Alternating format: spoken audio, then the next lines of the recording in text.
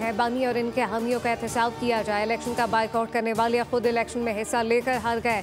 दूसरों को चोर कहने वाले खुद चोर साबित हुए।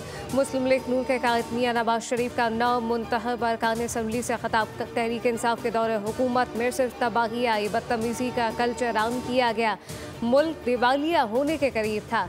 मरीम नवाज ने कहा कि नवाज शरीफ की सियासत को ख़त्म करने वालों का भी खात्मा हो गया। अवाम अपनारो अमली इक़दामात में फ़र्क जान चुके हैं। PTI का रोना काम न आएगा, जेलों में डालने की रिवायत आम ने ही कायम की थी।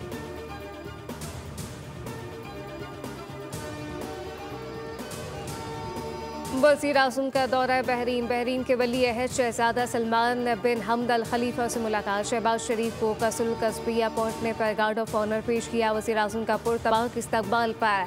शहजादा सलमान बिन हमद से ज़ाहिर तशक्कुर, दो तरफ़ा ताल्लुकात को मजबूत बनाने में बहरीन की क़यादत के किरदार की सताइश। कहा कि दो तरफ़ा तिजारत को 3 साल में $1 अरब तक ले जाया जाएगा।